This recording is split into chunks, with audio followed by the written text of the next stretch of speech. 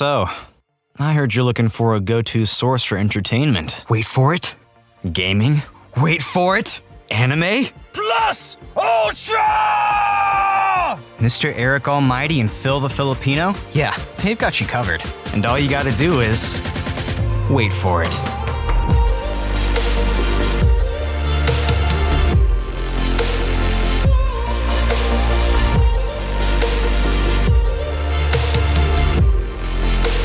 This is the Wait For It podcast.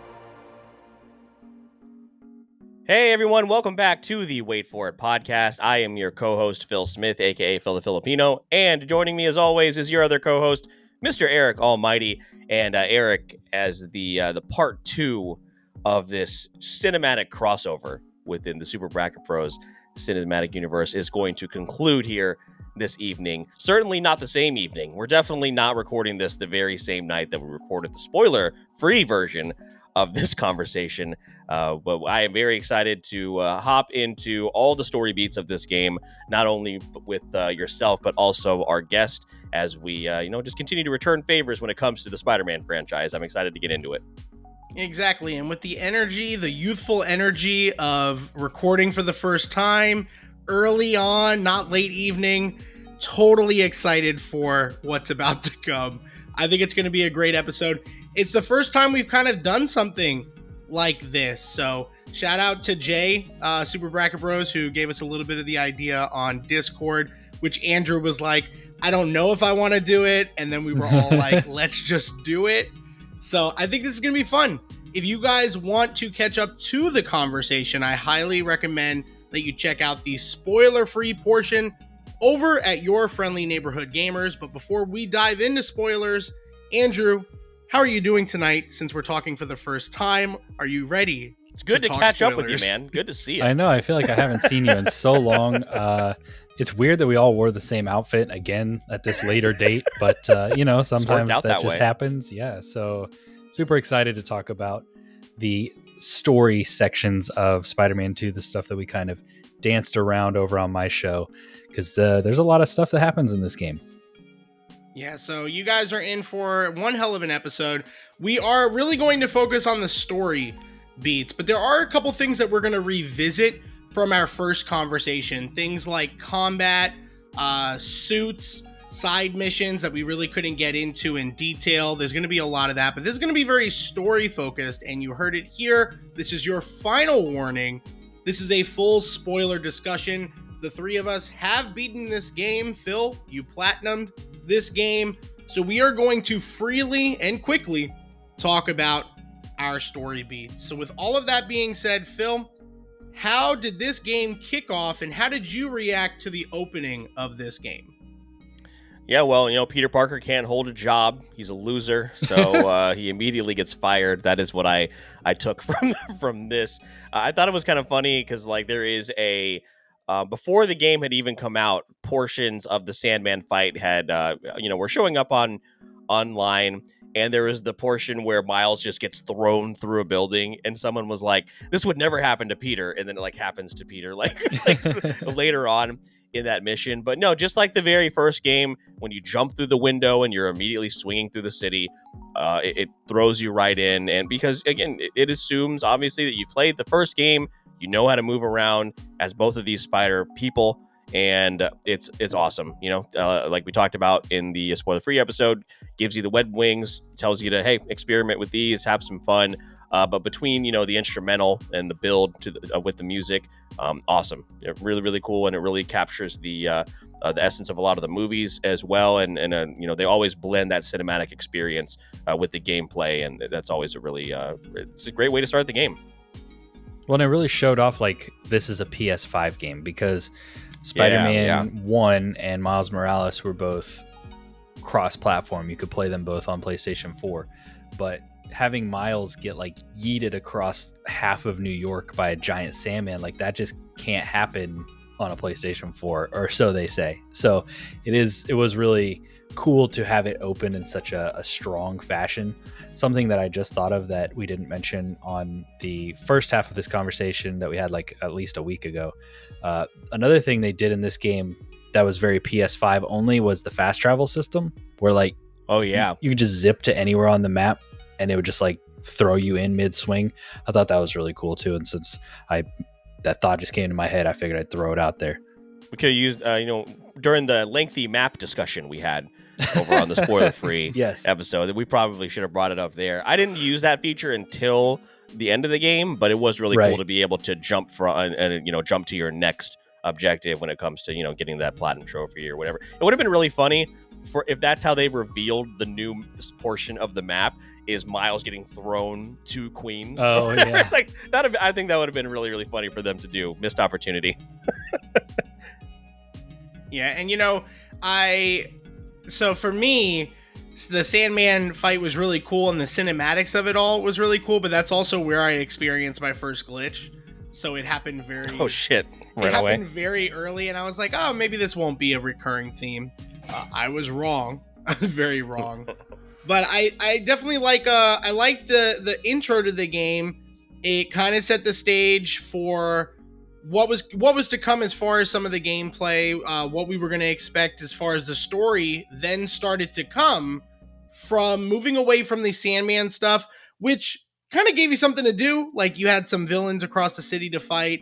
You obviously had like those stone things that you had to crack for Sandman's memories. As all of that's going on, we then get introduced to Kraven. And obviously, Kraven's a pretty big force. He kills several villains from the series, and it starts to get a little crazy. So, Andrew, throwing it back to you, how did it kind of feel as Kraven first entered the fray? We talked about in the spoiler-free section, grunts, villain-wise, like all these little characters, they all kind of felt like a fresh coat of paint from the first game. But like, what was that first impression of Kraven as you got into it? And we'll kind of get into that before we talk about another character in Black Cat. Yeah, Kraven surprised me how much I liked him as a character. And I really like kind of the spin they put on him where you think he is, or you're not really sure what he's doing in New York. He's hunting, but you kind of got the feeling that, he is building up a group of supervillains that he's going to go after the Spider-Man with. But no, he's just killing anything in his path. Like, he straight up just murks Scorpion, and it was like, oh, okay, we're going this route. So that kind of set him up as he was just kind of this force. Like, as a character, I don't think he was that deep or that we didn't really get to. We had little flavoring and tastes from some side quests and stuff about like his home and his past and his family, but they didn't really give us a lot of that. It was more like they just showed us how tough and how no nonsense he is, and then they're like, all right, you're gonna have to deal with this at some point. Yeah, you definitely needed another villain to go alongside Venom, which we all knew was coming, but like, was Kraven really the right one? I mean, it's the whole reason why we're not sure why we're getting a Kraven the Hunter movie, right? There's not really enough interest in that character, at least for me. Hardcore Spider-Man fans may feel differently, but like, I don't want that movie, nor am I going to see it. But again, Kraven it's certainly, like you said, they did a good job of establishing him as a real threat. But like, we don't really know too much about him other than we find out later, he's sick, and that's about it. Yeah, and I think, for me, and just kind of jumping around a little bit at the beginning of the game, it felt like he was like so disconcerted with the spider people in the city, which is weird because like, once you see Spider-Man, you would think that would shoot up to the top of the list. It doesn't really happen until the symbiote gets involved. So there were some elements there that definitely didn't work. I think when it comes to the illness and what he's really doing this for, a lot of that could have been done and explained a little bit earlier. I think by the time we do it, it's not great. We also, I guess this is just the sick people game. Harry is also terminally ill. And he is, Phil, as you mentioned, extremely happy, go lucky. He's feeling good. Up with a bike. How did you guys feel about the bike ride? I mean, it was fine. It was something to do. I was like, we're playing as literally Spider-Man, but I guess I'll go biking around and go ride a city bike around. Yeah, it didn't feel amazing. There were a lot of times where like I'd come up on an NPC and there'd be that kind of like awkward, like jarry kind of push. They'd get pushed out of the way, or I'd push out of the way, or whatever. I understand why they did it as far as developing the friendship and showing us Harry and showing us, Peter and Harry and them reconnecting and all that. And story-wise, I thought it worked. I didn't really enjoy the gameplay of riding the bike. Yeah, the fact that it pops up again later, I was like, are you shitting me? I have to ride another bike? Yeah, like you said, in introducing Harry, totally fine. I wouldn't have wanted to walk to the school. Also, drive. You got a fucking car. I don't know why they didn't just drive to the school. But if you're going to introduce the bike there, fine. But the fact that it popped up again when you're doing one of those, humanitarian missions or whatever they were, it was wild. So with this story, we then kind of transition into Craven, obviously killing a lot of villains, as we mentioned, going after Felicia Hardy, Black Cat. I want to talk to you guys. I'm sure you guys were excited to discuss this, about what happens in those sequences. I know I am dying for a Doctor Strange game now. So I want to see, Andrew, starting with you. What did you think about that whole sequence? I know it was simplistic game-wise. Like, it really wasn't hard to execute. I think it was super cool, though, and I want more. Yeah, it makes sense in the universe why they would use Black Cat to steal something, so that makes sense. But I kind of thought that I didn't think she was going to be in this game, so it was, on one hand, kind of a nice surprise to see her, but then it was like, all right, I'm just here to now really leave for good. So it was like, for Black Cat, I didn't really think it added much to the game. But yeah, tying it into the Doctor Strange stuff and getting the little note from Wong at the end when you're done using the teleporter thing. And then of course there was the whole power of the PS5 moment where you're just like flying through Antarctica or wherever you get teleported. So those kind of moments were cool. They like to give us these little teases. We had the line about the Avengers in the first game. You have obviously like the Wakandan embassy and Daredevil's law firm and stuff like that in the city. And then you just get like another half step more here with actually seeing some Doctor Strange magic, and then Wong actually kind of communicating with Miles a little bit. And it's like, are they going to try to, will they just keep doing these little Easter egg nod things? Are they going to ever go a little bit further? Well, we'll have to wait and see, I guess.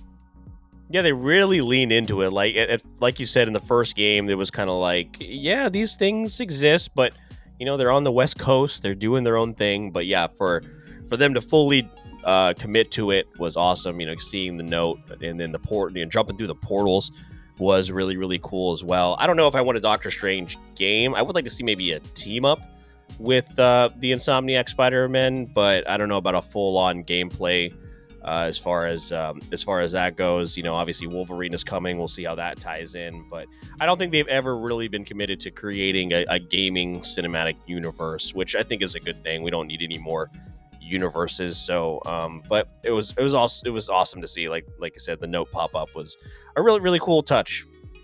And it goes to show you like where we are as far as nerd stuff, because if that had happened in a Spider-Man game, like say Spider-Man 2 that came out, on the GameCube or whatever, me as a kid, I'd be like, who's Doctor Strange? Who's Wong? Like, what? Why is Spider-Man using magic and like teleporting around? Yeah, exactly. So like the fact that Insomniac can just do this now and people get it and it's a cool thing that happens, I think just kind of goes to show where we're all at as far as our Marvel knowledge because of the MCU. Yeah, and there were a lot of different Easter eggs that kind of played their way through the entire story. So bringing it back with Craven, and obviously Felicia Hardy gets away, but then we move on, right? And there are other characters, Tombstone, Quentin Beck, and Kurt Connors makes an appearance in this game, and we then start to kind of transition into two sets of storylines where we are dealing with Kurt Connors, what's going on with him, why Craven's after him, what Craven's going to do to him. And then there's the introduction of the symbiote suit in the form of Harry. And then he surprises us in the Agent Venom outfit. How are you guys feeling? Phil, we'll kind of throw this to you to start. How are you guys starting to feel when you started to see that? Because when that happened, I just kind of assumed Harry was not going to be Venom and that it would be another character. I was theorizing at this point that it might be Kraven.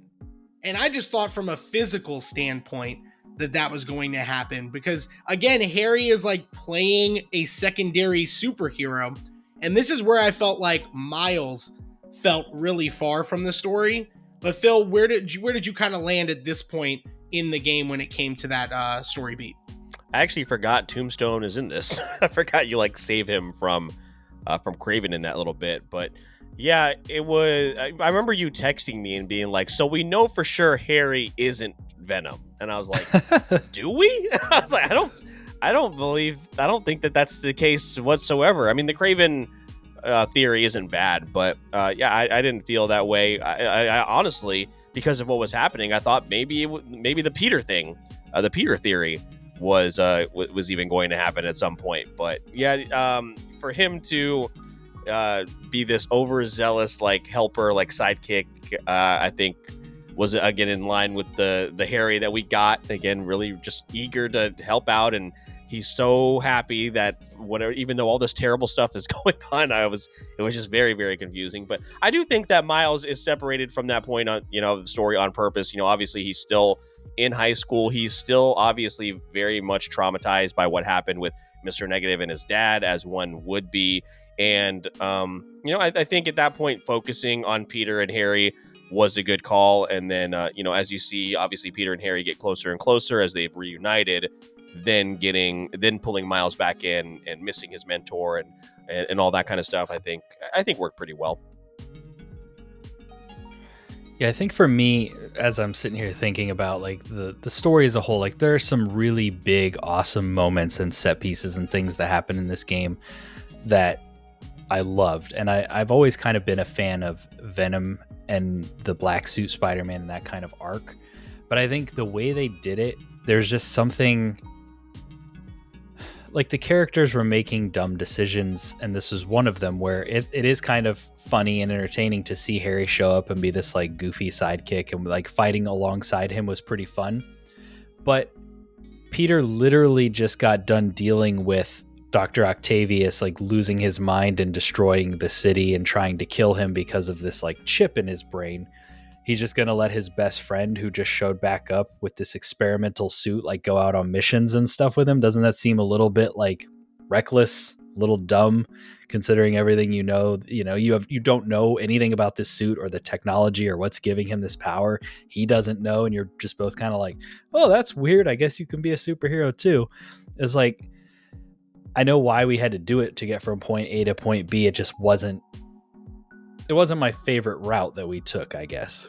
An insanely dangerous situation as well when they're trying to break out Tombstone, like with the lava falling. Yeah. Like he should have died multiple times. Yeah, you've never done this before, and you've been in like now I have to watch you and fight these exactly guys. Like, yeah, you've been in a tank for who knows how long, and now you're back, using your legs again, and now immediately you're gonna jump into this situation. You had a cane a month ago.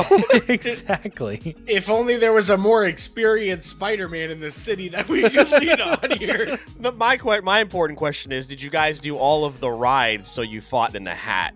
At the amusement park. Okay, good. I did do all of the rides. That was the best suit. Why didn't we get Hat Spider-Man? This is great. It's a great question. Did you guys like that section where you're like walking around the carnival and doing the rides, and they're all like bantering about the good old days and stuff? I felt like I didn't mind it. Maybe went on a little too long. Yeah, it's too long. I didn't mind it though.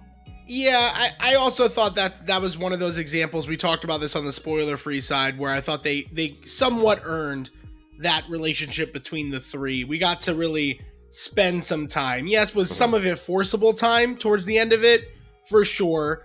And then all the craziness happens. But, at that point, they're doing the Emily May Foundation together. Harry's like fully integrated back into their lives. So it did feel like they needed something to kind of justify all of that. And I feel like that's what the carnival really stood for. And then they just kind of go off the rails a little bit with the Agent Venom stuff. And, Miles during all this time is working on his essay. He's dealing with the fact that his mom's going to be dating again. So, he's got bigger fish to fry. I guess he couldn't make it. Yeah, he's hanging out with Genki and learning ASL with his girlfriend and all that stuff. So, he's busy. He's got stuff going on.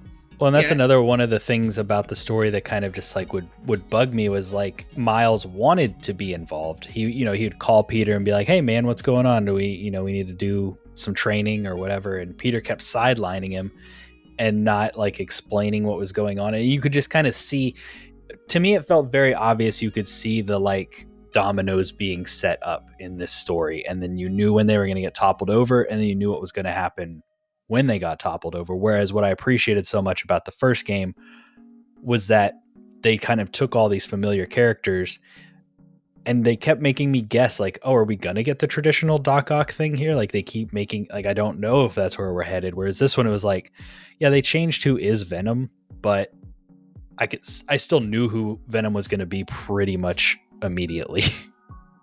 Yeah, and maybe I didn't want it to be Harry at some point, but yeah, that's probably it. It did fit with the story, so like, I guess it made sense. I guess like when Venom is, when the symbiote embodies him the first time, he wants to be this hero, so that's why he kind of looks that way. And then when we get later, obviously he wants to look like Venom. So it's pretty fine. I think it was a good story beat. It made sense. But, we kind of step away from Harry a little bit when they're dealing with all this stuff with Connors, and eventually we end up getting the symbiote over to Peter. And this is after Peter is essentially dead, gonna die or on the verge of death, and the symbiote transfers over to Peter. This is where we then get this whole kind of collage of Miles coming back into the fray, Harry taking a back seat. We're getting the symbiote suit. So, Andrew, starting with you, how did it feel with that story kind of starting to make its transition? You kind of mentioned, a little predictable. It goes in that direction.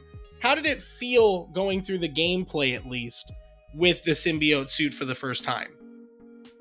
I don't know how you can sit there and just skip over the fact that you had to infiltrate Craven's base as so Mary much. Jane using her little stun gun that they gave her to make her sections be a little bit We have to talk more about playable. the main character of the game. Oh, okay. That's right. It is the most overpowered character.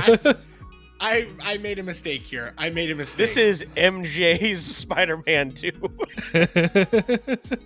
Well, then before we get to the symbiote suit, which, nobody's interested in talking about, MJ's missions. Did you guys know that New York is twice as big? We do now. Well, let's talk about MJ's missions, because I know this is going to come up several times. So this first one, it was much more interesting, right? Like, at least the first two. No, yeah. I think that gameplay wise, it was a lot more enjoyable. I felt like they were faster paced. They didn't last as long. I didn't ever fail one. The stealth, like the enemies weren't hard enough that they were frustrating. I think it just got silly towards the end of the game when you're still playing these MJ missions and the situations that she's in. And it's like, really? Seriously? Like there's the one where Peter's like starting to lose it, and it's kind of like almost a little bit horror-y, like he's chasing you through the tunnel. That was pretty cool. That was like tense, and it made sense, and it played off their relationship. But then when she's literally like walking through this apocalyptic situation with her stun gun, and it's like, come on, why is she such a main character in this story? Like I understand her relationship to the other characters, and she can still be a great supporting character. Why do we have to play her, and why is it so much? And she's also a very important character. Like, we totally get that. She can be integral to the story without this. And yes, it is more enjoyable, but it doesn't mean that I wanted to do it. And I know one of the developers was making rounds, and like, he was saying like, I don't give a shit if MJ is OP. You should, because it's kind of dumb. It kind of breaks the immersion, like Eric was talking about, where we didn't really experience any of that in the first two games. And then again, you give the way that you tie it in and make her stronger is you give her a taser. Like, come on, man. Yeah, and what? There was some throwaway line about like, because where were they during Miles? They were off on some, or no, she had left at the end of Spider-Man 1 to, or maybe it was in the DLC. She went to where was it? And trained with what's her face with Sable. Yeah, so they Sable, give like a throwaway line about like, wow, I'm glad I kept this gun that Sable gave me after she trained me or whatever, and then you're supposed to believe like, oh, now she's basically She's in like the jungle a stealth agent before my father died. Exactly. So it just, it was almost like they heard the feedback from the players about the first game, and they're like, no, you just don't get it, and they like doubled down with Mary Jane, and they're like, this time she's gonna have a taser, okay, since you gamers have to have a gun or whatever. It's like, I don't know. In The Office where Michael is dating Pam's mom, and he's like, well, I'm gonna date your mom harder. Like, that's what they did. That's what they did with Mary Jane. Yeah. I mean, what did you think, Eric? Did you like the Mary Jane sections? I liked it until the end, which when we get there, we're gonna all bitch and moan about it. So I was gonna kind of like rewind time, but okay. I didn't know how passionate we were gonna be about. We're boiling over here. We have to. For sure. I mean, it has been about an hour and a half. We've been talking about Spider-Man. We kind of glossed over it. What? My understanding. Yes, Peter can do symbiote stuff. I guess that's cool. How did you guys react to that initial gameplay? I know they showed some of it, but I think playing it was a totally different experience to viewing it. It was awesome. I mean, this is kind of the fantasy of the black suit, and I think it unlocked like a side of Peter that we needed to balance his combat sections out with Miles, because up until that point, like, Peter had the Iron Spider arms and he had like a few little moves that he could do that were okay, but it was not as fun as Miles with his Venom powers. And so getting the symbiote abilities made Peter a lot more like three-dimensional, a lot more fun to play in combat. And I think Yuri Lowenthal, who voices him, did an excellent job at just being a dick. But like, I don't know if I'm just getting older and this story just hasn't evolved enough over time, or if what it was, but like, it was just so frustrating listening to him interact with other characters. And I know that's the point, but it was like, oh my gosh, dude, like, come on. The lizard conversations were brutal, man. Like, he went in on Connors. That was yeah. Like you said, Yuri's doing a great job. So he's doing what he's supposed to do. He did. I do think it was fun to hear that side of Peter, like, just being so angry, but I found myself wanting to progress the story to get past that as soon as possible. Like, I didn't do any side quests. I didn't do anything. I was just mainlining the game because I was like, I need to get Peter Parker back. And I think that's probably the point, and they have some surprises about that for you as the player around the corner. And ultimately, going into this game, what I really wanted from it and what I think it delivered on, and what we're going to talk about here in a little bit, is the Peter Parker starting to lose to the symbiote and Miles having to bring him back. I knew that's something we haven't really seen too much in mainstream Spider-Man media, because we don't really get Miles and Peter Parker together like this very often. And so having Miles being a Spider-Man during this part of Peter's, his career, his life, which is one of the most iconic Peter Parker Spider-Man moments, I was really excited to see what they did with that relationship and that dynamic. And I think that, that part of it was cool. Just playing as Peter Parker while he was being mean, being the bad guy. I was like, man, I got to get Peter back. He's just causing too much damage to all these people around him. So mean. Even to the people that like he is saving, like he is, he's just being a dick. But like you said, it's the ultimate like just dream to run around in that black suit, especially when you first get it and get to use those symbiote powers. And Eric and I have always enjoyed portraying the villain, even in going down that path in gaming. So to have those powers that were incredibly strong was awesome. And it really again gives you that sense of being overpowered right away, and that's exactly how it should have been.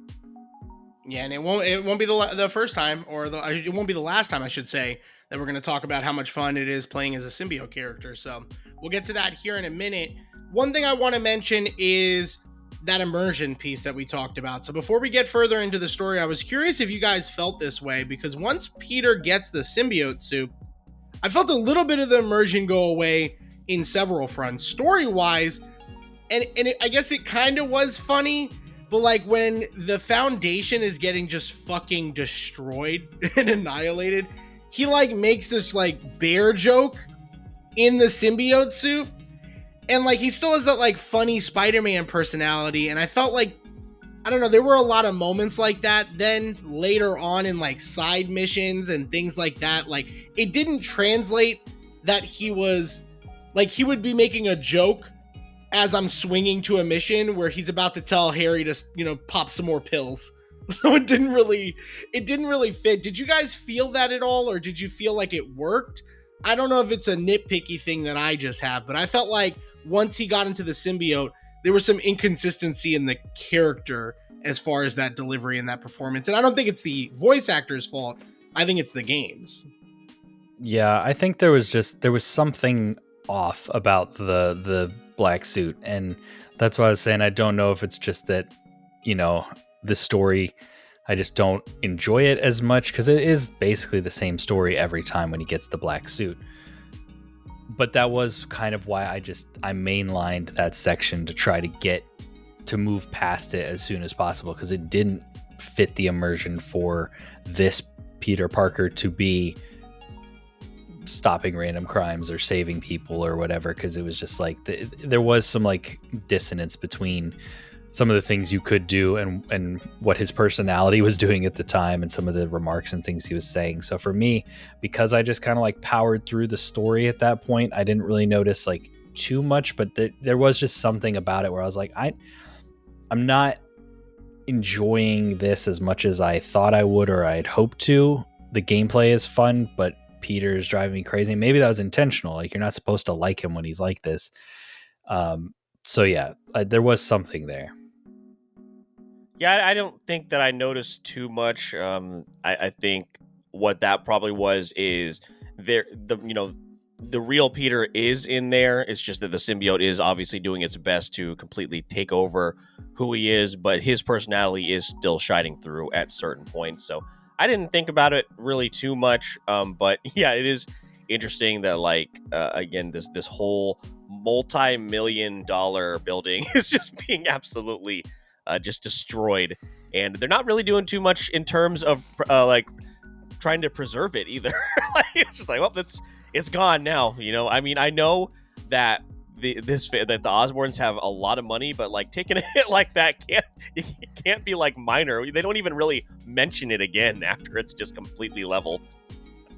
Yeah, no. And Norman Osborn plays like this very standoffish role in this game, and I understand, that's obviously gonna likely change in the next one, but I would have liked to see a little bit more of him. Instead of him, what we do get, we kind of transition as this transition between Peter and Harry is happening. We then get a transition over to Miles' part of the story, where he's really coming to grips about Lee and that character being brought in, Mr. Negative being brought back in. They have to fight, and then there's this whole kind of sequence before we get to the Miles and Peter thing.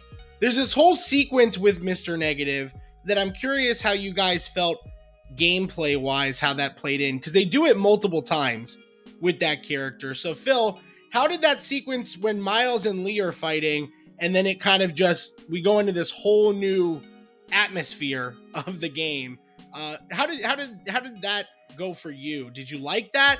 Was it just kind of something you had to fight through? How did you feel? Are you referring to going into the his subconscious, basically? We'll call it the negative zone. I guarantee you there's a 75% chance that's what it's called in real life. Yeah, I thought it was fine because, again, I'm really buying into this Miles Morales quite a bit, and he's going to be our Spider-Man going forward. And, one of the biggest things that's most popular about Spider-Man, no matter who it is they're always a very relatable character. And I think a lot of people can relate to this Miles as he is still dealing with grief. Like, he has incredible responsibility, obviously, but like that doesn't take away from the fact that he is still dealing with what's going on. Obviously, he still has residual stuff with his Uncle Aaron and the Prowler stuff that's still going on in his head. So I think it was very important to show that he was still dealing with that, and more importantly for us to see that he was able to get over it as well. I think it was a really big step for him in, again, becoming our Spider-Man, because that's what he is going to be. So for him to go through that journey, I think was fine. I did have some difficulty at points navigating it, but again, I think that's just a gameplay thing. So it wasn't the easiest thing to get through as far as gameplay wise, but story wise, I enjoyed the portions where we are getting to see Miles really grow up, like right before us. Yeah, gameplay wise, I think you did something similar to that as Peter in the first game, and I think also it reminded me of the Scorpion sections in the first game where you're like hit with his venom and you're like kind of floating in space or whatever. It was also kind of similar to the Mysterio challenges, except they were a little bit smaller scale. You weren't traveling as much, you were just fighting in most of them. So gameplay, they were fine. I liked this part of Miles' story. Miles kind of had a much more traditional like year one Spider-Man story in this game. It was dealing with the loss, dealing with, some internal conflict, trying to balance family and Spider-Man stuff. Like it very much felt like the early on Spider-Man struggles, the kind of classic story that we get most of the time when we consume Spider-Man media. And so I liked that. I appreciated that about the Miles side of this game. I loved everything that happened with his family, like their dynamic and interactions, and his cast of characters was great.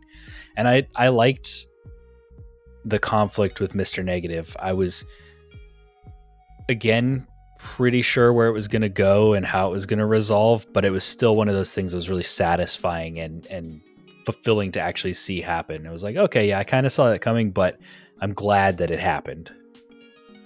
I think, we talked about Mr. Negative not being my favorite part of the first game. I definitely think he's a much more interesting character here.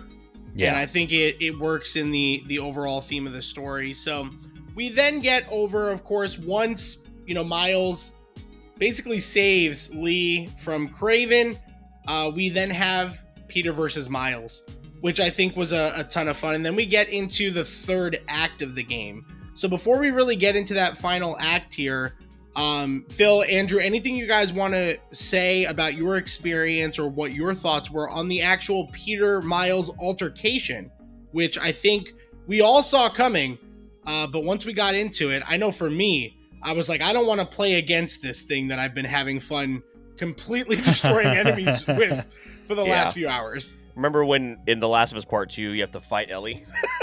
You're like, oh shit, I've been upgrading her this whole game. The whole time. Yeah. Like I said, this was the moment that I was waiting for story-wise. I think they nailed it as far as the setting, the themes. Peter is just unhinged at this point. Miles is trying to bring him back from the brink. This was also probably the most frustrating boss fight for me outside of Venom at the end. I failed this boss fight probably a good 6 or 7 times. I had to get to the point where like I was saving certain abilities and saving certain gadgets for later in the fight. I got to the point where I was sitting up and hunched over in my, pro gamer mode. Like I had to really take this fight seriously, to the point where it was getting frustrating and kind of taking away from what this epic set piece moment was supposed to be. But ultimately though, like it was incredible.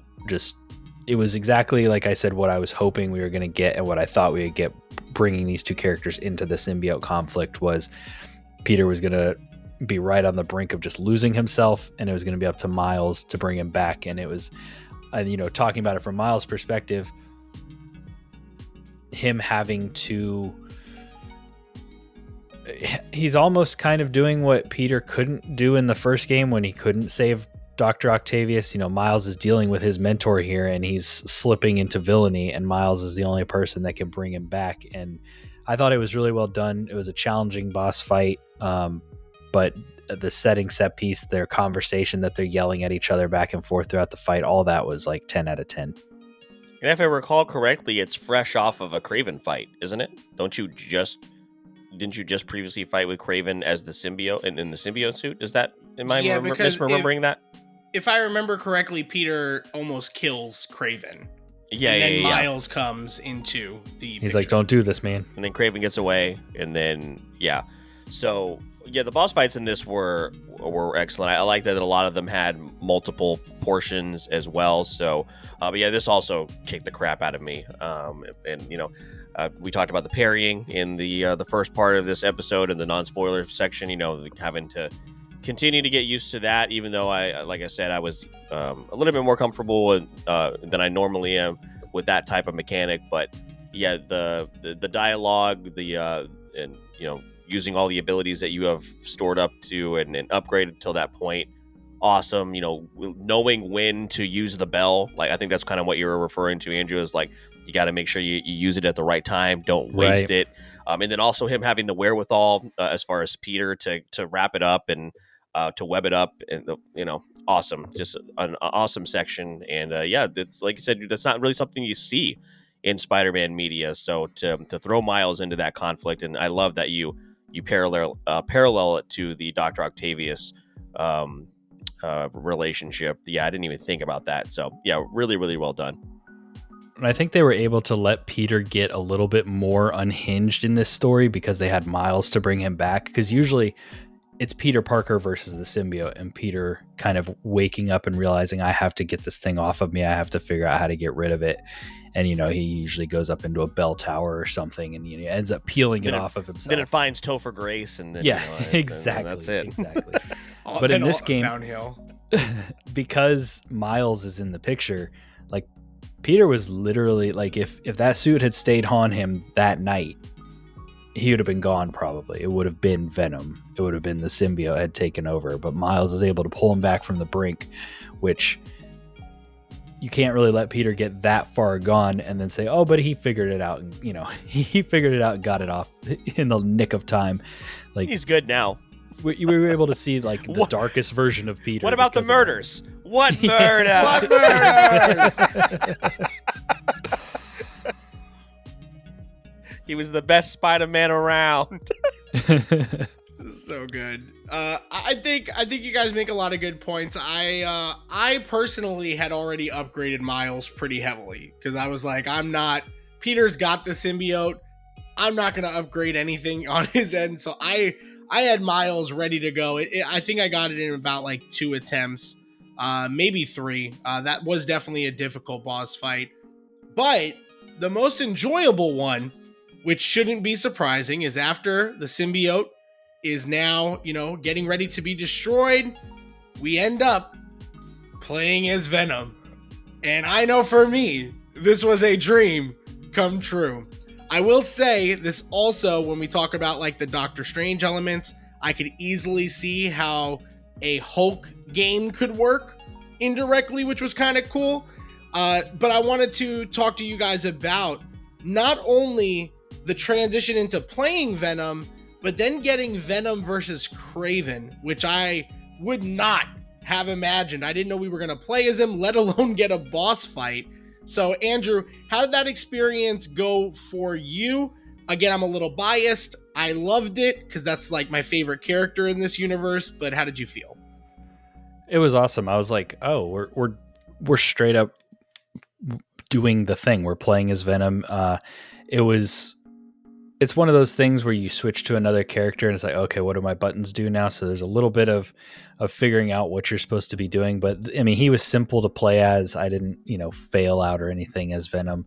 You just got to be this unstoppable force. I like what you said about the Hulk comparison, because back in the day they had Ultimate Hulk or Incredible Hulk Ultimate Destruction, and that game was incredible. And then in the Ultimate Spider-Man game where you got to play as Venom, he played a lot like that Hulk with the big jumps and the stuff like that. So it would be interesting to see kind of a modern flip on that. But yeah, playing as Venom was great. I also wasn't really expecting. I was wondering how we were going to wrap up the Kraven storyline and move into Venom. And they did it so brutally. They did it so these games are rated T, and this was probably about as far as they could possibly go. But Venom just kills Craven. Yeah, is it a boss fight really? Because you kick the shit out of him. Yeah, you're just like you beat him to death, and then like it all culminates in Venom like literally just biting his head off, and you see like the blood drip down, and it's like, damn.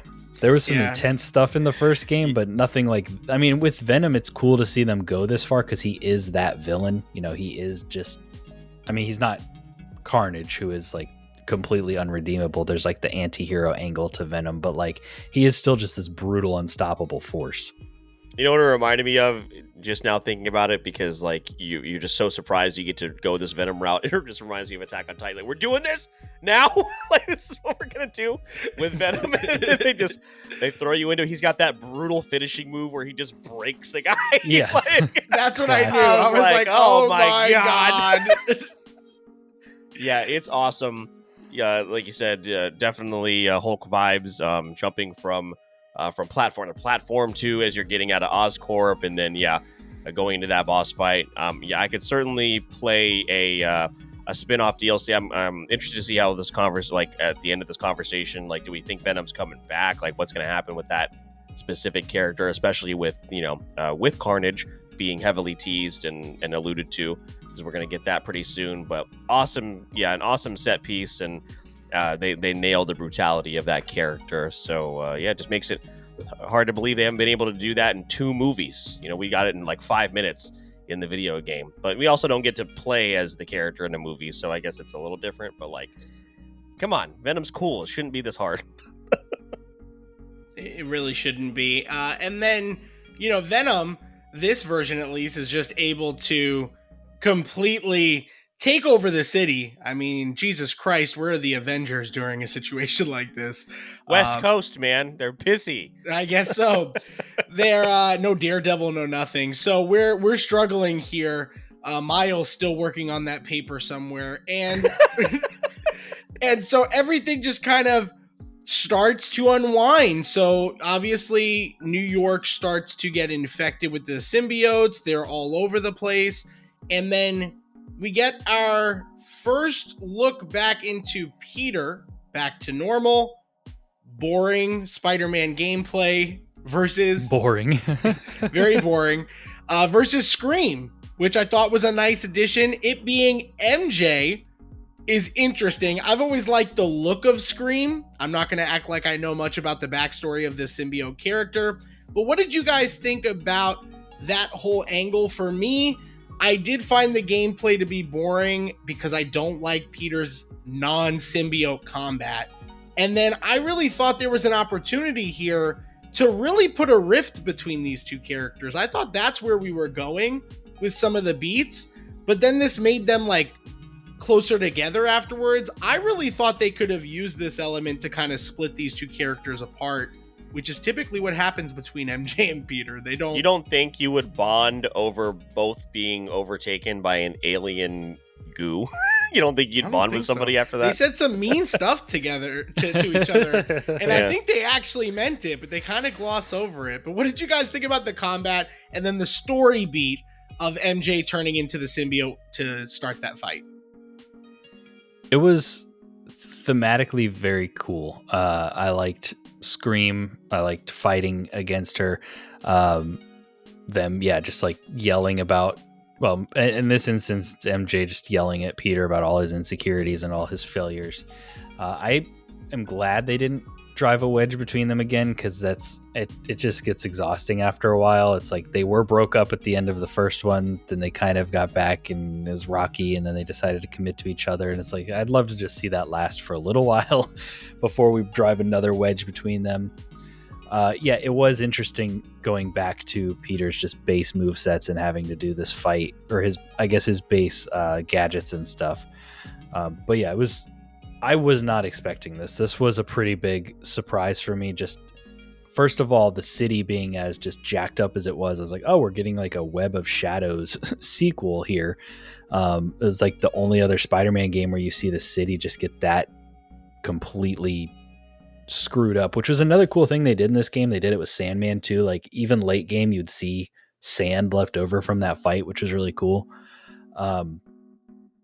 Just fighting Scream was a really fun fight. It wasn't it was probably one of the least challenging fights, I think. So it was fun to just kind of be able to absorb what was happening story wise and not have to like focus on being a parry god. Yeah, overall, I enjoyed it. Yeah, I think in an age where pretty much everything gets spoiled, for that character to show up was pretty neat. Going back to the city, which is twice the size of the city in the first game, in case you guys didn't know. But it's kind of interesting, Eric, that we talk about how the city is all kinds of messed up, and we just talked about Prototype a couple of months ago. Like, that's exactly what happens in the Prototype game. So yeah, really neat. Again, probably a Doctor Strange portal or two would have certainly helped. Maybe a Black Panther, even a Daredevil would have. You think they would have at least woken up or showed up or something like that? But we know how that goes. But yeah, I really enjoyed the Scream fight and the appearance, and just adding more characters to this universe, especially when you didn't expect it. But yeah, unless you're gonna include or introduce Gwen Stacy, I don't think there's any reason to drive a wedge between Peter and MJ, as we've seen that so many times. And at this point, I'd much rather them focus on the relationship between Miles and Peter, and Peter and MJ to be relatively solid, which is pretty much what we get at the end of the game.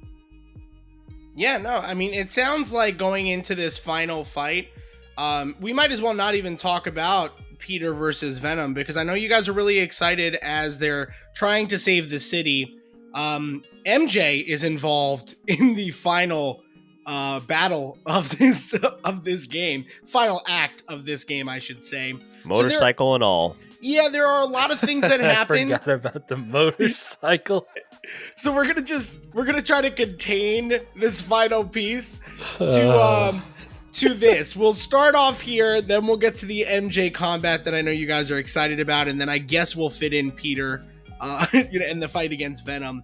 We start off, we obviously get an interesting suit from Miles, and then this kind of brings us into the rest of this little act. How did you guys react to the Miles suit? Do you both hate it as much as the internet does? Yeah, this is the suit that I was referring to, Andrew. The internet hates this suit. Oh, really? A lot of people really hate it. And a lot of this has to do... Is it because his hair sticks out of the top? That's one reason. Yeah, that's definitely one reason, but there's also a kind of a discourse about this Spider-Man because he doesn't wear Jordans. Like, I'm not even kidding, because this Spider-Man in this game is sponsored by Adidas. There's a whole Adidas store in Times Square. And, he doesn't have his signature Jordans that he has in the Spider-Verse. So there is a whole internet discourse about how people don't like this Miles Morales solely because of what he is wearing. I wish I was making this up. So, I hadn't heard any of that. Yeah, I don't mind the suit. It is, he talks about going with a Miles Morales original, but he already did that in his own game. He came up with a Miles Morales original, but I kept it on, for the final act of the game, just because, again, story-wise, that's what he had done. But I didn't hate it like a lot of people do, but it's certainly not something that I went back to. He definitely has better suits, but yeah, the internet hates this suit. So I don't hate the suit. I did, change into something else as soon as the story beat was over. What I didn't like, we kind of glossed over it, but they give Peter his Venom abilities back with the anti-Venom suit, and so you get the white kind of symbiote look. It's a really cool moment. Mr. Negative is kind of the crux of what gives him that ability, and so he's got this cool new white symbiote suit. And then I guess they were like, well, Miles needs a cool suit too to finish the game off, and so Miles just swings in, and Peter's like, oh dude, new suit, and Miles is like, yeah man. And that's it. It's there's no interesting backstory or reason why he has this suit. He didn't overcome anything. It didn't help him achieve any goal. It was just oh yeah. Which for me, who's been putting Miles in a different suit almost every other chapter, it's Peter's probably seen him in about 15 different suits at this point. So that was what bugged me about it. Wasn't what it looked like necessarily. It was just Miles had to have his cool end game suit, but they didn't really explain it or justify it in any way. No, they didn't at all. They were just hey, while you were being a dick, I got a new suit and I like Adidas now.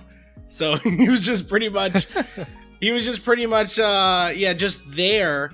And then it was such a weird like sequence of events because that happens. Then we get MJ motorcycle and all, who gets to infiltrate the symbiote cave. Yeah, like the hive.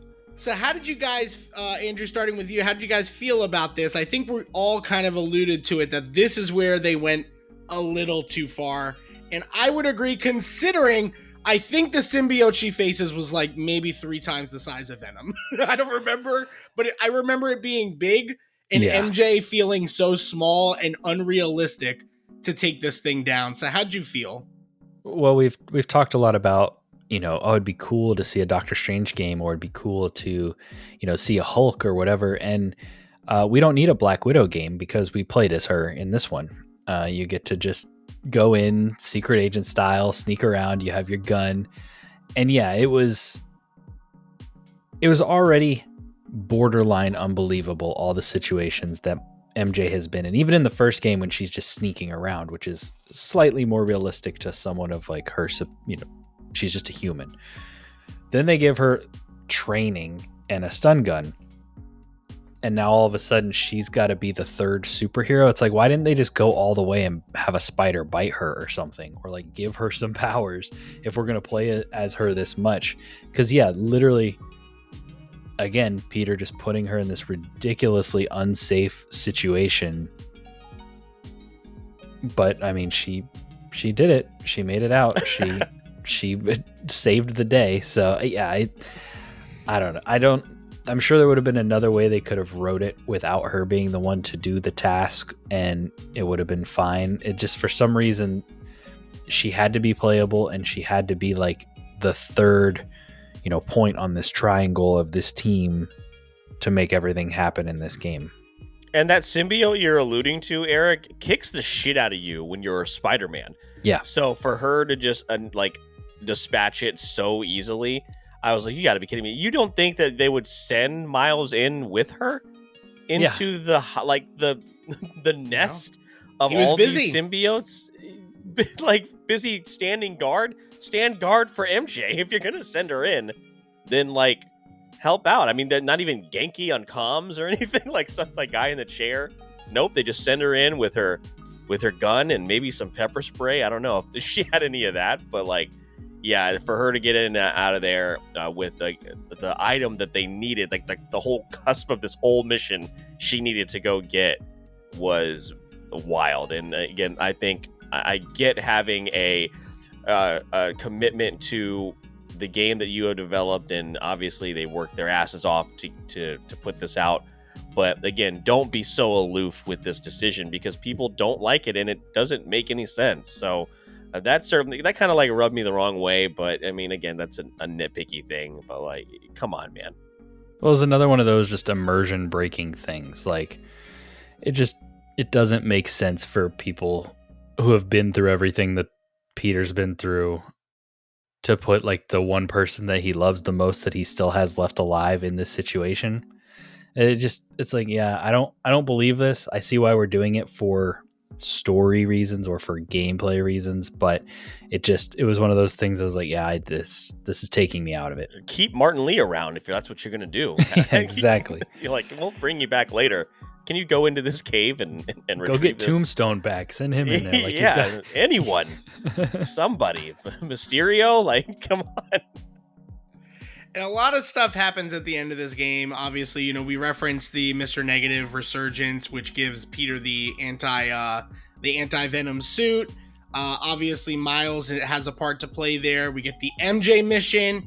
All of it ultimately it culminates to the Peter and the Venom fight. So I want to ask you guys, Phil, we'll kind of start with you. What did you think about this final boss fight? Again, this was something that incorporated multiple elements. I found myself using the gadgets a little more here. You've got like the multiple like football fields or areas of locations you could swing to. So how did that all work for you? Did it pay off to be the final boss fight, or were there any elements you didn't like about it? No, I really enjoyed it. Again, this was another moment that kicked the crap out of me. Took multiple multiple tries, and also once again using the environment and using the horns or whatever, or the the speakers, whatever it was, and then also him being able to spawn more venom minions or whatever they were called was certainly added to the difficulty. Again, a lot of really good back and forth dialogue between the two characters as well. And for it to come back to the high school, where they obviously bonded over many, many years, and where he, where Harry went through a whole bunch of trauma, obviously. And, but also they had a lot of good times there, I think was a good setting.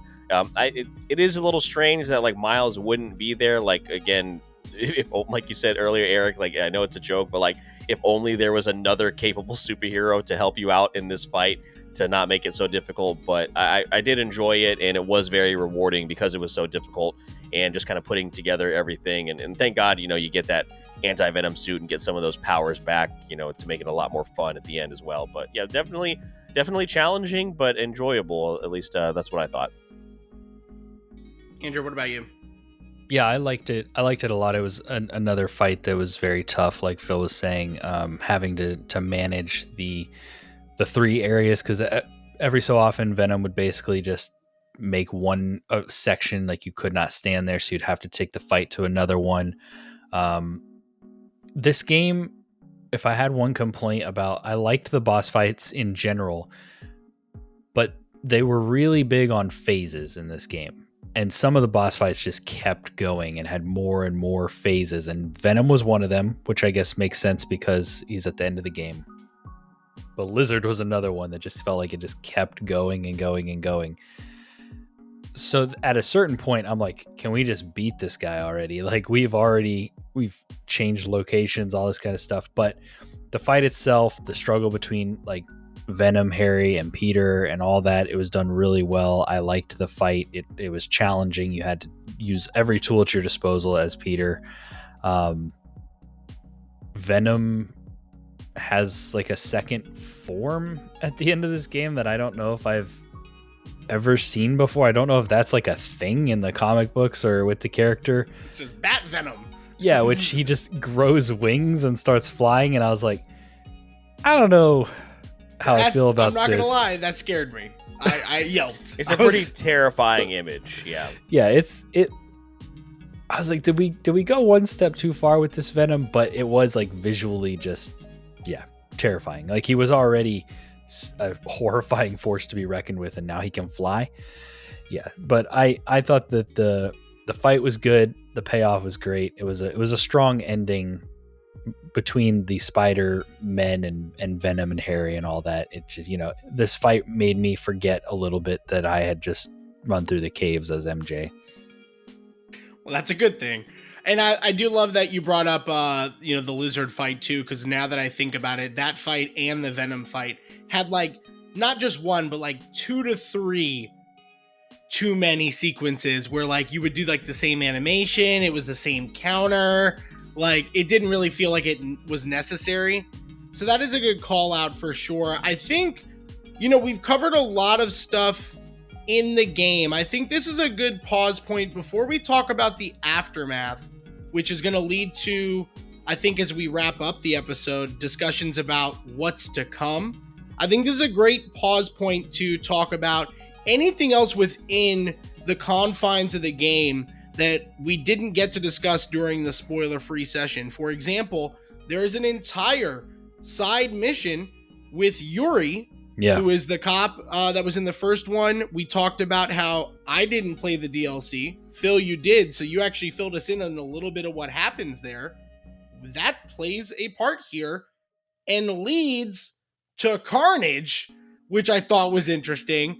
So there's a lot of side missions and things that we could focus on, but I want to definitely discuss that one and any other side missions that caught your attention or you had a little displeasure with, but we're going to focus on Yuri. Phil, how did you feel going into that? Did you expect that character to return in this one in such a big way?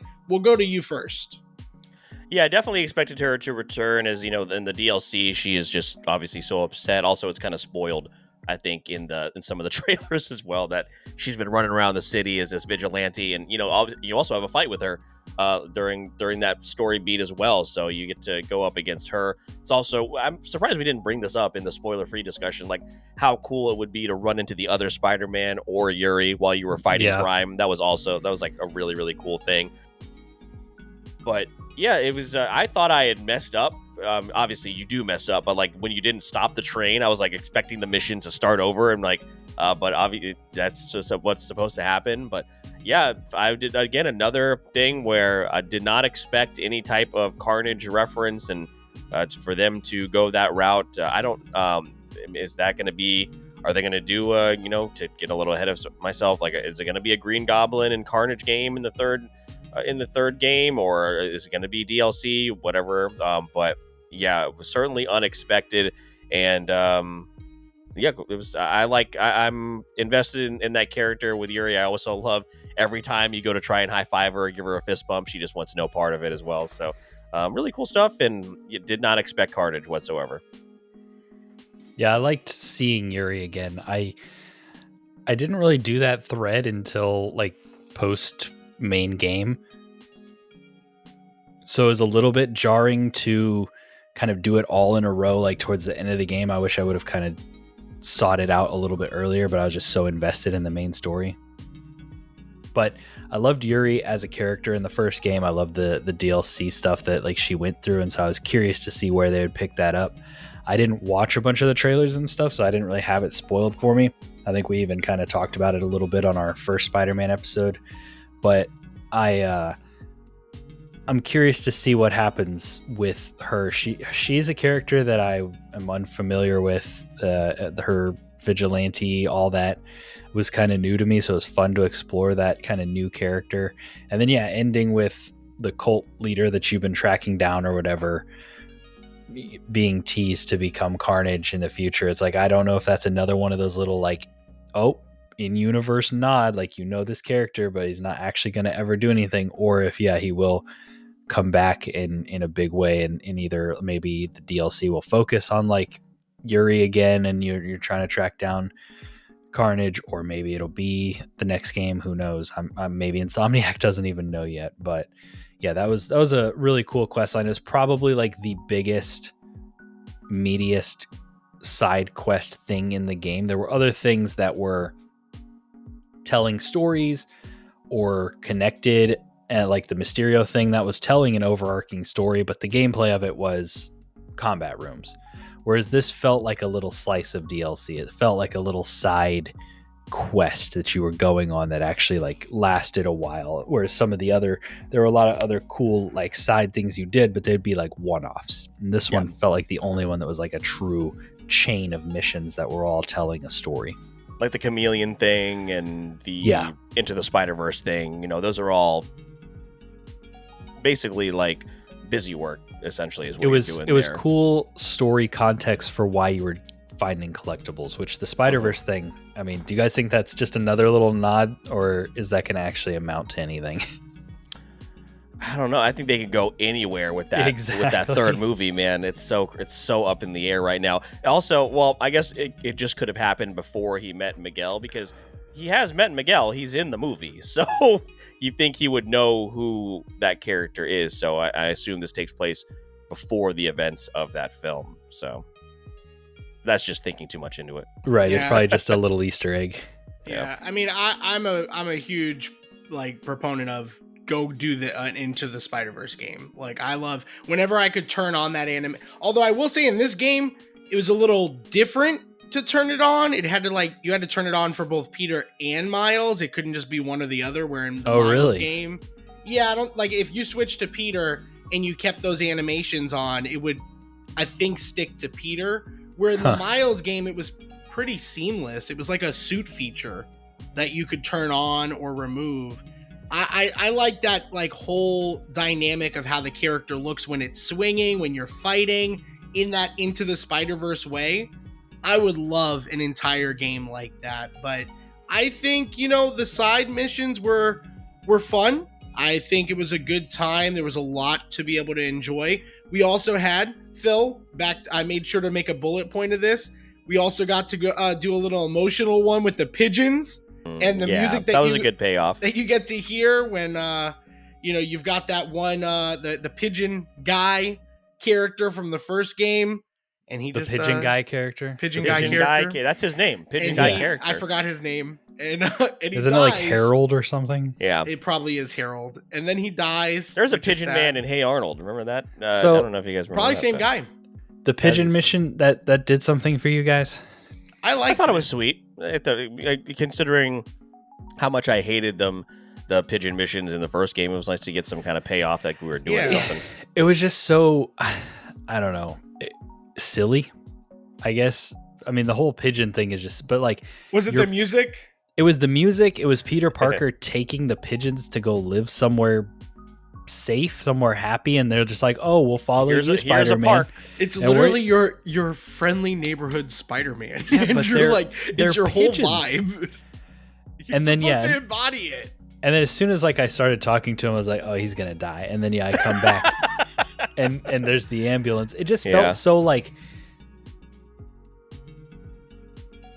abrupt, out of nowhere. It was just like one mission with this guy in this game, and it's him dying. And I was like, "Is this paying homage to a voice actor? Is this relating to something else outside the game that I don't know about?" Like I felt like I was missing context for it, but I get what they were going for. I think the side mission that really got me, that I thought was super cool, was the Haley mission. I hated that mission. Yeah, I was about to say Phil. I knew Phil hated it. I was waiting for him to say that. That's so interesting. I didn't like, if it had gone on any longer, if they had made me play as her more than once, I would have been like, why are we doing this again? It's the Mary Jane thing. Why are we doing this in a Spider-Man game? But just, I thought it was a really cool use of like the haptics in the controller and all the like the way the emojis would pop up to kind of express how she was feeling, and the fact that like the world felt so different playing as her, with like losing that sense of hearing and exploring just that little alley as her with dealing with that. I was like, this is really unique and interesting and kind of a fun breath of fresh air. I played it, in my platinum hunt, so it was like end game stuff. I wasn't like deviating from the main story to do it, but I was like, yeah, that was a nice little interesting thing that they did in this game. Now, if it had been something they made me keep doing over and over, I probably would have been frustrated by it. But no, I thought it was a nice little nod, a cool little thing that they included. And I just like Haley as a character and how they integrate her into the world and her relationship with Miles and Genki and all that. I think that she's a really a fun, cool character to have. And I think it's cool how they approach her as far as like representation and how the world interacts with her and who she is in this universe. So it was fun to do that quick little mission as her. Yeah, as a character, I absolutely love her, and I think it was just a continued frustration of being taken away from being Spider-Man, which is what I Right. want to do in the game. And I'm pretty sure I also tackled that after I had beaten the main story. So, it might have been a little frustration there, but yeah, I like the pigeon mission. It definitely is a little silly, but I thought the music swelling, I thought that was kind of fun. But yeah, there's some interesting stuff in here, but those ones, I thought they were fine. Yeah, they were fine. How about the Mysterio one being just his like the 2P, his trying assistant, to steal money or whatever? I was like, Yeah. what a silly payoff for this. Yeah, you get a cool suit out of it, so it's Yeah, fine, it was a I cool guess. suit. But I didn't I mind the don't know. Mysteriums, but No, I enjoyed I love them. that character, so I wish we did more with that character. Yeah. Personally. yeah, he's not in the first game, is he? This was the first time we saw him, but it seemed Yeah. like in universe, it was not the first time No, that Spider-Man definitely had dealt with him. Also, it was funny how like I really do think, based off of like just their interviews, that they forgot that Sandman was in a vial in the first game that Peter had him stored away. Really? And then yeah, it's one of the collectibles in the backpacks is that Sandman is in a vial. And then because they were interviewing them and they were like, yeah, he's out. Like, they were just like, they were probably like, oh shit, forgot about that. Yeah, the Sandman side quests were pretty interesting too. It was another one that was like, this is really predictable. I kind of see where we're going with this, but That was the Chameleon. Was that Chameleon? Was that the payoff for those? Was the chameleon side quest? I believe so. You go to that apartment. Yeah, right? I remember going to the chameleon apartment. I don't remember if it's connected to Sandman. That was the birds. That was the metal. The metal. Yeah, that was birds the metal birds. Yeah. That's right. Yeah. Sandman what was his just payoff? It was his daughter. Like he was being hunted. That's right. Hunted by Kraven and everything, and so you're kind of piecing together. If you're doing his side quests as you're playing through the game, you're kind of piecing together about him being hunted by Kraven as you're learning like who Kraven is, and it's a cool kind of side by side thing. And then ultimately you like check on his daughter and make sure that she's safe, and you let him know. Also, he's like lost his mind because he's so fractured. So as you're breaking the cubes, you're helping restore his mind or something. Which whatever, something along those lines. Yeah. But it was an interesting twist on Sandman's whole deal is his daughter. So it was like I know that's where we're headed with this, but. Yeah. And there's a lot of elements we could continue to talk about when it comes to Spider-Man 2, but I think as we are wrapping up, I think it's a great place to recap the end of the game and just kind of talk about what's going to happen next. We have been actively talking about Spider-Man for well over 2 hours. Maybe we're getting closer to 3, it feels like. So pushing that 3. Crossover event, baby. So let's talk about in the aftermath. Norman Osborn, very oddly, in my opinion, blames the Spider-Men for what's happened to Harry, and he prepares the G serum. Obviously preparing for what's going to happen there in the third game.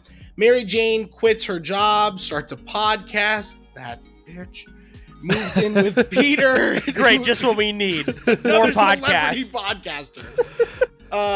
So she moves in with Peter. Peter obviously is taking a break from being Spider-Man. So Miles is now going to be our main protector of New York City.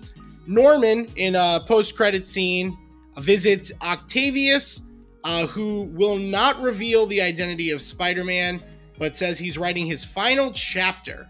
And then it rolls to the credits. And in the post-credit scene, we also have Miles meeting his mother's new boyfriend, Albert Moon, and they introduce them to his daughter, Cindy, which is a nod to the character Silk, if I'm correct. So yes. A little recap there of how the game projected what's to come. What do you guys think about some of those, some of those indications of where the game is going to go moving forward? And what do you guys want to see moving forward? Andrew, we're going to give that question to you first as our guest. Have you guys heard the interview quote of Brian Intihar being like, this next game will basically be our end game? You know, like if this second game was Infinity War, this would be our end game or whatever. So we're getting Doc Ock. He's coming back. We're getting Green Goblin. That's going to be, they're going to go out with a bang. And like, those are the two most iconic villains.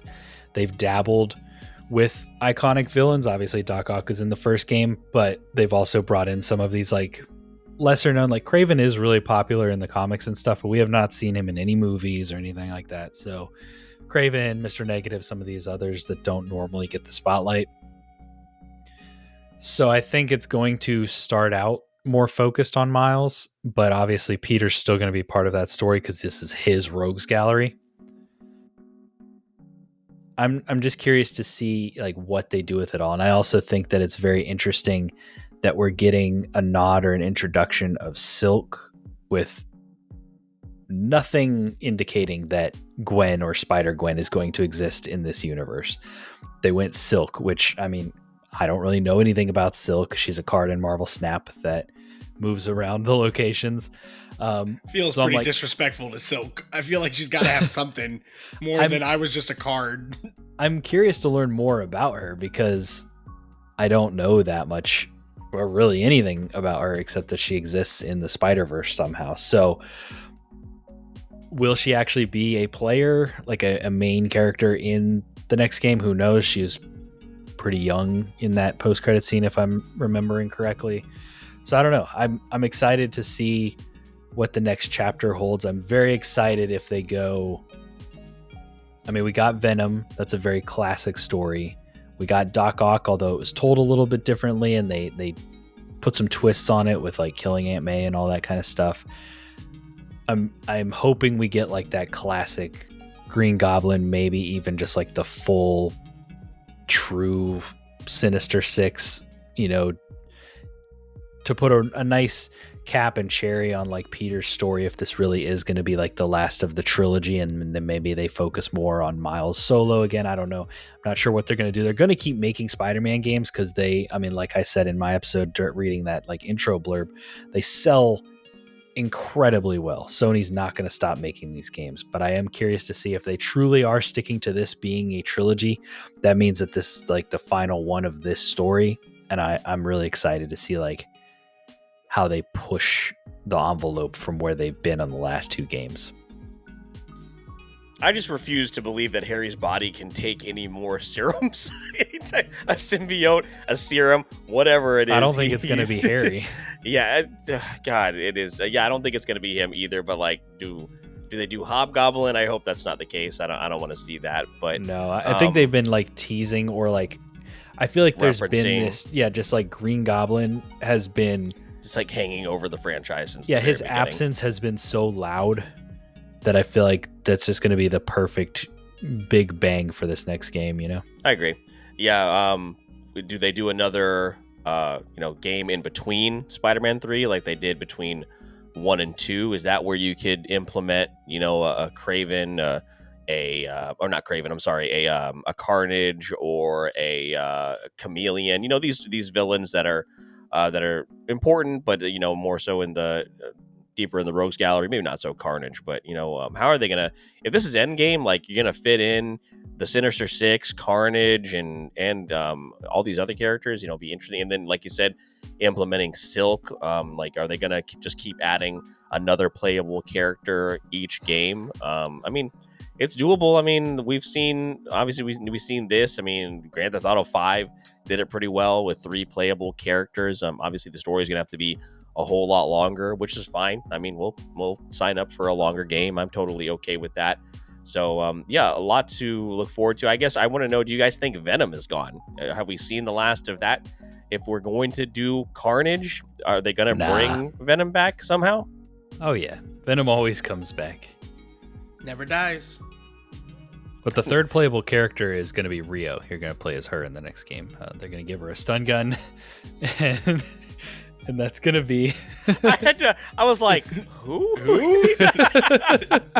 I was so confused for a second. Yeah. Also, if I were Uncle Aaron, I wouldn't give up my Prowler stuff. Come on.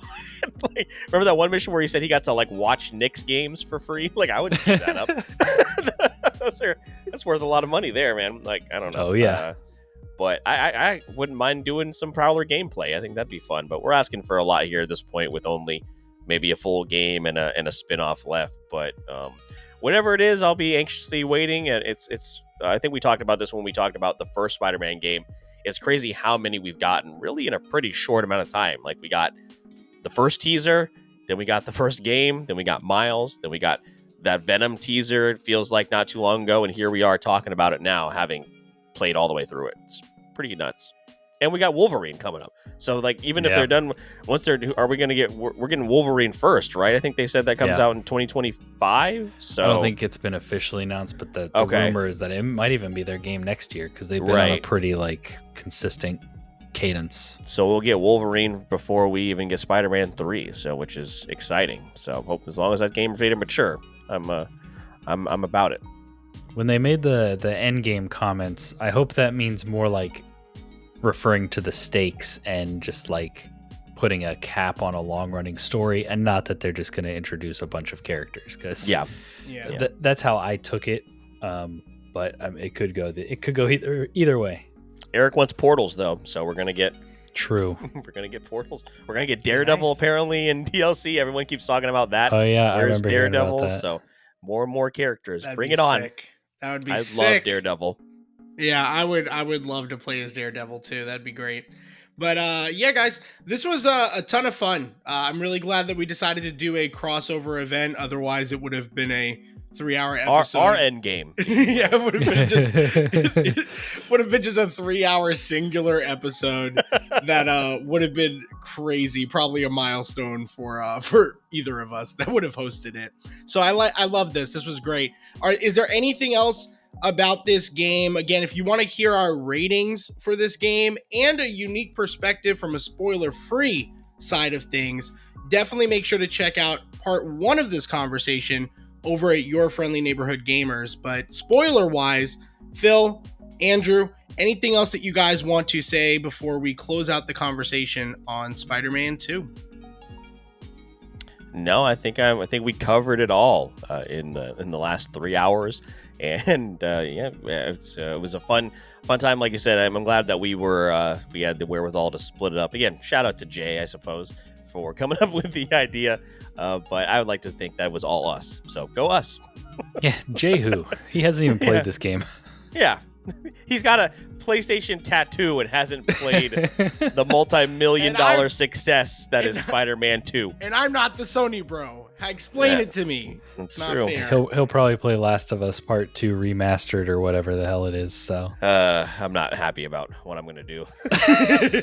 You're part of the problem. I really was, because I was like, oh cool, $10 upgrade, and then I saw the collector's edition. I was like, I really need those cards. No, you don't. No, you don't. You know what's funny? Though. You know what I could do is I could support an artist on Etsy who has made the cards themselves, painstakingly recreated the cards themselves, or I can give Sony the money, or I can give Neil Bruckman the money, who clearly needs it. Yeah. All right, guys. Well, I think we'll do a little bit of an abridged closing, because if you came here from Your Friendly Neighborhood Gamers, you've heard us talk for about 3 hours now. And You're welcome. You know where to find our stuff in the show notes. You know to join our Patreon to support us, 5 stars on Spotify, Apple Podcasts. This goes for both the Wait For It podcast and Your Friendly Neighborhood Gamers. Go support them on their podcast, their YouTube channel, all of the above. With that being said, this was a great time, gentlemen. But my name is Mr. Eric Almighty. That is my co-host, Phil the Filipino, and our guest, Andrew, from Your Friendly Neighborhood Gamers. And please remember, for our podcast, we release new episodes every Wednesday, including bonus content on platforms like TikTok. And all you have to do is wait for it. So, I heard you're looking for a go-to source for entertainment. Wait for it. Gaming. Wait for it. Anime? Plus Ultra! Mr. Eric Almighty and Phil the Filipino? Yeah, they've got you covered. And all you gotta do is wait for it.